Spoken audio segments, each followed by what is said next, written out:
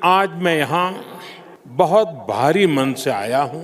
कल शाम दिल्ली में हुई भयावह घटना ने सभी के मन को व्यथित कर दिया है। मैं पीड़ित परिवारों का दुख समझता हूँ। आज पूरा देश उनके साथ खड़ा है। मैं कल रात भर इस घटना की जांच में जुटी सभी एजेंसियों के साथ, सभी महत्वपूर्ण लोगों के साथ संपर्क में था। विचार विमर्श चलता था, जानकारियों के तार जोड़े जा रहे थे। हमारी एजेंसियां इस षड्यंत्र की तह तक जाएगी। इसके पीछे के षड्यंत्रकारियों को बख्शा नहीं जाएगा। All those responsible will be brought to justice. कुजुजांग पोला।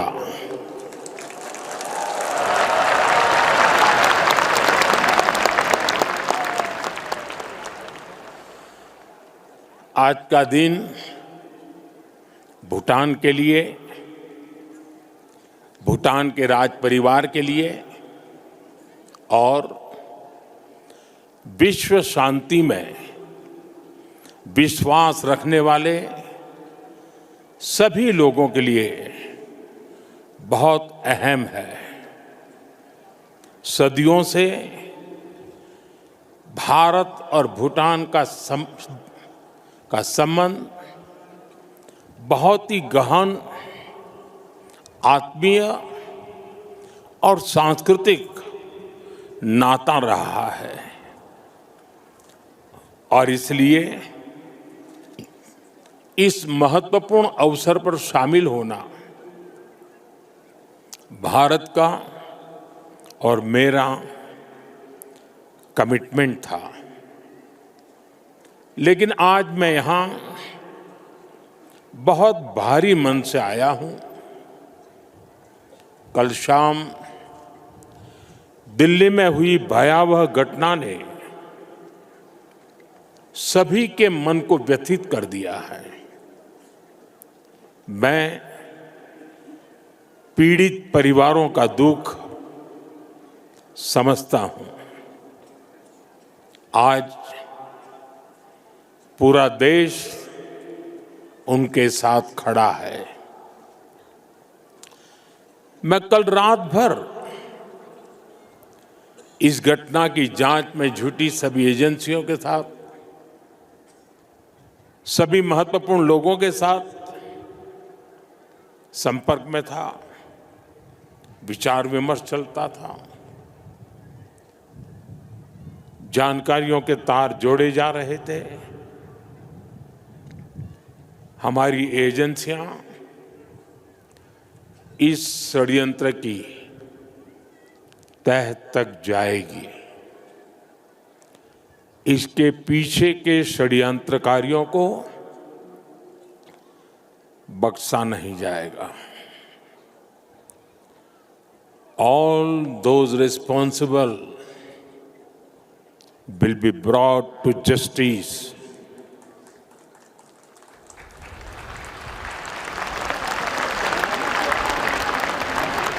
साथियों, आज यहाँ एक तरफ गुरु पद्म संभव के आशीर्वाद के साथ ग्लोबल पीस प्रेयर फेस्टिवल का आयोजन हो रहा है। दूसरी ओर भगवान बुद्ध के पिपरहवा अवशेषों के दर्शन हो रहे हैं और इनके सब के साथ हम सब his majesty the fourth king के 70वें जन्मदिन समारोह का साक्षी बन रहे हैं। ये आयोजन इतने सारे लोगों की गरिमामय उपस्थिति, इसमें भारत और भूटान के रिश्तों की मजबूती नजर आती है। साथियों, भारत में हमारे पुरखों की प्रेरणा है वसुधैव कुटुंबकम, यानी पूरा विश्व एक परिवार है। हम कहते हैं सर्वे भवन्तु सुखिनः, यानी इस धरती पर सभी सुखी रहें।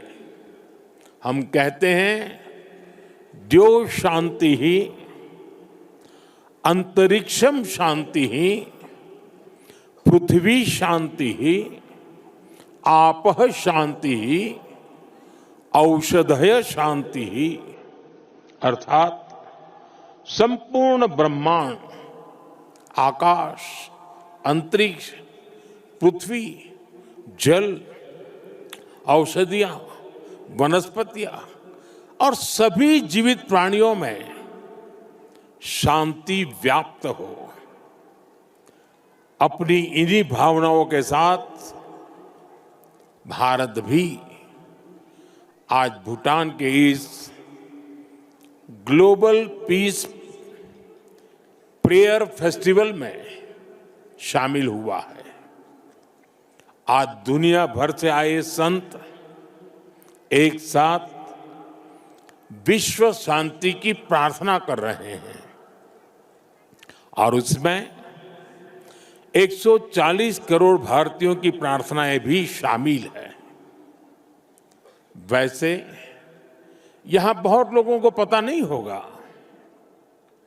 वडनगर, जहां मेरा जन्म हुआ, बौद्ध परंपरा से जुड़ी एक पुण्य भूमि रही है और वाराणसी जो मेरी कर्मस्थली है वो भी बौद्ध श्रद्धा का शिखर स्थल है। इसलिए इस समारोह में आना विशेष है। मेरी प्रार्थना है कि शांति का ये दीप भूटान के, विश्व के हर घर को आलोकित करे। साथियों, भूटान के his majesty the fourth king का, उनका जीवन, विजडम, सिंप्लिसिटी, करेज और राष्ट्र के प्रति सेल्फलेस सर्विस का संगम है। उन्होंने 16 वर्ष की बहुत छोटी आयु में ही बड़ी जिम्मेदारी संभाली, अपने देश को एक पिता जैसा स्नेह दिया और अपने देश को एक विजन के साथ आगे बढ़ाया। 34 वर्षों के अपने शासनकाल में उन्होंने भूटान की विरासत और विकास दोनों को साथ लेकर चले। भूटान में लोकतांत्रिक व्यवस्थाओं की स्थापना से लेकर बॉर्डर एरिया में शांति स्थापना कराने तक हिज मैजेस्टी ने एक निर्णायक भूमिका निभाई। आपने ग्रॉस नेशनल हैप्पीनेस का जो विचार दिया है वो आज पूरी दुनिया में ग्रोथ को डिफाइन करने का एक अहम पैरामीटर बन चुका है। आपने दिखाया है कि नेशन बिल्डिंग केवल जीडीपी से नहीं बल्कि मानवता की भलाई से होती है। साथियों, भारत और भूटान की फ्रेंडशिप को मजबूती देने में भी उनका बहुत बड़ा योगदान रहा है। आपने जो नींव रखी है उस पर हम दोनों देशों की मित्रता निरंतर फल फूल रही है। मैं सभी भारतीयों की तरफ से हिज मैजेस्टी को अनेक अनेक शुभकामनाएं देता हूं और उनके बेहतर स्वास्थ्य और दीर्घायु होने की कामना करता हूं। साथियों, भारत और भूटान सिर्फ सीमाओं से नहीं, संस्कृतियों से भी जुड़े हैं। हमारा रिश्ता वैल्यूज का है, इमोशंस का है, पीस का है, प्रोग्रेस का है। 2014 में प्रधानमंत्री पद की शपथ लेने के बाद मुझे अपनी पहली विदेश यात्रा में भूटान आने का अवसर मिला था। मैं आज भी उस यात्रा को याद करता हूं तो मन भावनाओं से भर जाता है। भारत और भूटान के संबंध इतने सशक्त और समृद्ध हैं। हम मुश्किलों में भी साथ थे, हमने चुनौतियों का सामना भी मिलकर किया, और आज जब हम प्रोग्रेस की प्रॉस्पेरिटी की तरफ चल पड़े हैं, तब भी हमारा साथ और मजबूत हो रहा है। His majesty the king Bhutan को नई ऊंचाई की ओर ले जा रहे हैं। भारत और भूटान के बीच विश्वास और विकास की जो साझेदारी है, वो इस पूरे विजन के लिए बहुत बड़ा मॉडल है। साथियों, आज जब हम दोनों देश तेजी से आगे बढ़ रहे हैं, तो इस ग्रोथ को हमारी एनर्जी पार्टनरशिप और गति दे रही है। भारत भूटान हाइड्रो पावर साझेदारी की नींव भी his majesty the fourth king के नेतृत्व में रखी गई थी। हिज मैजेस्टी फोर्थ किंग और हिज मैजेस्टी फिफ्थ किंग दोनों ने ही भूटान में सस्टेनेबल डेवलपमेंट और एनवायरनमेंट फर्स्ट का विजन आगे बढ़ाया है। आपके इसी विजन की नींव पर आज भूटान विश्व का पहला कार्बन नेगेटिव देश बना है। ये एक असाधारण उपलब्धि है। आज per capita renewable energy generation में भी भूटान विश्व के सर्वोच्च देशों में से एक है। साथियों, भूटान आज अपनी इलेक्ट्रिसिटी 100% रिन्यूएबल स्रोत से उत्पन्न करता है। इस क्षमता का विस्तार करते हुए आज एक और बड़ा कदम उठाया जा रहा है। आज भूटान में 1000 मेगावाट से अधिक का एक नया हाइड्रो इलेक्ट्रिक प्रोजेक्ट लॉन्च कर रहे हैं, जिससे भूटान की हाइड्रो पावर कैपेसिटी में 40% की बढ़ोतरी हुई है। इतना ही नहीं, लंबे समय से रुके हुए एक और हाइड्रो इलेक्ट्रिक प्रोजेक्ट पर भी फिर से काम शुरू होने जा रहा है। और ये हमारी पार्टनरशिप सिर्फ हाइड्रो इलेक्ट्रिक तक सीमित नहीं है। अब हम सोलर एनर्जी में भी एक साथ बड़े कदम उठा रहे हैं। आज इससे जुड़ी अहम समझौते भी हुए हैं। साथियों, आज एनर्जी कोऑपरेशन के साथ साथ भारत और भूटान की कनेक्टिविटी बढ़ाने पर भी हमारा फोकस है। हम सभी जानते हैं, connectivity creates opportunity and opportunity creates prosperity. इसी लक्ष्य के साथ आने वाले समय में गैलेफू और सामर्थ्य शहरों को भारत के विशाल रेल नेटवर्क से जोड़ने का फैसला लिया गया है।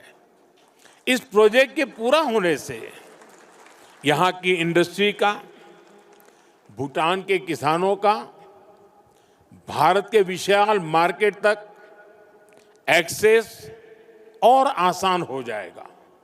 साथियों, रेल और रोड कनेक्टिविटी, इसके साथ साथ हम बॉर्डर इंफ्रास्ट्रक्चर पर भी तेजी से आगे बढ़ रहे हैं।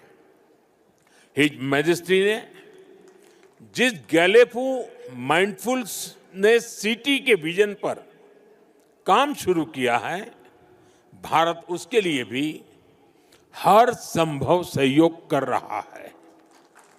मैं आज इस मंच से एक और महत्वपूर्ण घोषणा कर रहा हूं।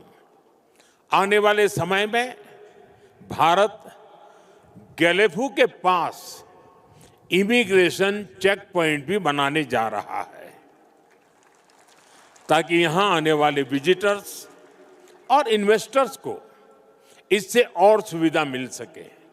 साथियों, भारत और भूटान की प्रगति और समृद्धि एक दूसरे से जुड़े हुए हैं और इसी भावना से भारत सरकार ने पिछले वर्ष भूटान के 5 ईयर प्लान के लिए 10,000 करोड़ रुपीस सहयोग की घोषणा की थी। ये फंड रोड से लेकर एग्रीकल्चर तक, फाइनेंस से लेकर हेल्थ केयर तक, ऐसे हर सेक्टर में उपयोग हो रहा है, जिससे भूटान के नागरिकों की ईज ऑफ लिविंग बढ़ रही है। बीते समय में भारत ने ऐसे कई मेजर्स लिए हैं, जिससे भूटान के लोगों को एसेंशियल आइटम्स की निरंतर सप्लाई मिलती रहे। और अब तो यहां यूपीआई पेमेंट्स की सुविधा का भी विस्तार हो रहा है। हम इस दिशा में भी काम कर रहे हैं कि भूटान के नागरिकों को भी भारत आने पर यूपीआई सुविधा मिले। साथियों, भारत और भूटान के बीच की इस मजबूत पार्टनरशिप का सबसे ज्यादा फायदा हमारे यूथ को हो रहा है। His majesty national service, voluntary service और इनोवेशन को लेकर बेहतरीन काम कर रहे हैं और हिज मैजेस्टी का यूथ को एम्पावर करने का जो विजन है, उन्हें टेक एनेबल बनाने की जो सोच है, उससे भूटान का युवा बहुत बड़े लेवल पर इंस्पायर हो रहा है। Education, innovation, skill development, sports, space, culture, ऐसे अनेक सेक्टर्स पे भारत भूटान के युवाओं के बीच सहयोग बढ़ रहा है। आज हमारे युवा साथ मिलकर एक सैटेलाइट भी बना रहे हैं। भारत और भूटान दोनों के लिए यह बहुत महत्वपूर्ण अचीवमेंट है। साथियों, भारत और भूटान के संबंधों की एक बड़ी शक्ति हमारे लोगों के बीच का आत्मिक संबंध है। 2 महीने पहले भारत के राजगीर में रॉयल बोटानिस्ट टेम्पल का उद्घाटन हुआ है। अब इस प्रयास का भारत के अन्य हिस्सों में भी विस्तार हो रहा है। भूटान के लोगों की इच्छा थी कि वाराणसी में बोटानिक टेम्पल और गेस्ट हाउस बने। इसके लिए भारत सरकार आवश्यक लैंड उपलब्ध करा रही है। इन टेम्पल्स के द्वारा अपने बहुमूल्य और ऐतिहासिक संबंधों को, सांस्कृतिक संबंधों को और सुदृढ़ बना रहे हैं। साथियों, मेरी कामना है भारत और भूटान पीस, प्रॉस्पेरिटी और शेयर्ड प्रोग्रेस के रास्ते पर ऐसे ही चलते रहे। भगवान बुद्ध और गुरु रिनपोछे का आशीर्वाद हम दोनों देशों पर बना रहे। आप सभी का फिर से बहुत बहुत आभार।